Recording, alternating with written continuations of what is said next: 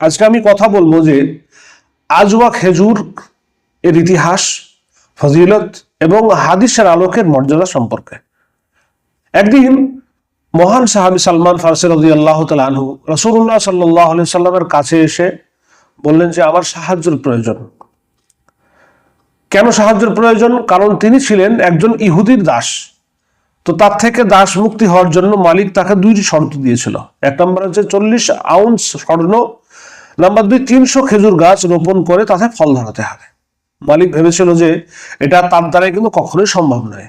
কিন্তু তিনি যখন রাসূলুল্লাহ সাল্লাল্লাহু আলাইহি ওয়াসাল্লামের কাছে আসলেন, সমস্ত সমস্যার কথা খুলে বললেন, তখন রাসূলুল্লাহ সাল্লাল্লাহু আলাইহি ওয়াসাল্লাম সাহাবাদের স্বর্ণের ব্যবস্থা করলেন তাদেরকে দিয়ে, আর খেজুর বীজ বপন তিনি নিজে হাতে করবেন এটা বলে দিলেন। এবার সালমান ফারসি রাদিয়াল্লাহু তাআলা আনহুকে বললেন যে তুমি গর্ত খুঁড়তে থাকো এবং আমি তাতে বীজ বপন করতে শুরু করব। কিন্তু একটা কথা মনে রাখবে যে তুমি কখনোই কিন্তু পেছন ফিরে তাকাবে না। হ্যাঁ, যেমন যেমন আমি গাছ লাগিয়ে দিব ঠিক সেভাবে কিন্তু সেগুলোতে তুমি পানি দিতে থাকবে। এবার ঠিক সেইভাবেই তিনি বীজ রোপণ করলেন, পানি দিতে থাকলেন এবং শেষ হয়ে যাওয়ার পরে তিনি পিছন ফিরে দেখছেন যে চারা গাছ গদিয়েছে এবং তাতে কালো কালো খেজুরও ধরেছে। আর এই খেজুরই হলো আজওয়া খেজুর। হাদিসে আজওয়া খেজুরের বিশেষ মর্যাদা রয়েছে।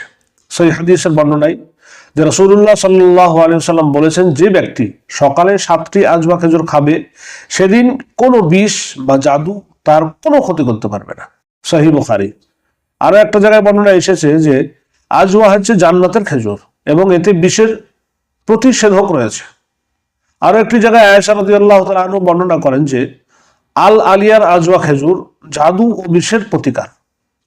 আরো একটি জায়গায় বর্ণনা এসেছে যে সাআদ রাদিয়াল্লাহু তাআলা আনহু তিনি যখন অসুস্থতায় ভুগছিলেন তখন রাসূলুল্লাহ সাল্লাল্লাহু আলাইহি সাল্লাম বললেন যে তুমি আজওয়া খেজুর ব্যবহার করো, তাহলে সুস্থ হয়ে উঠবে।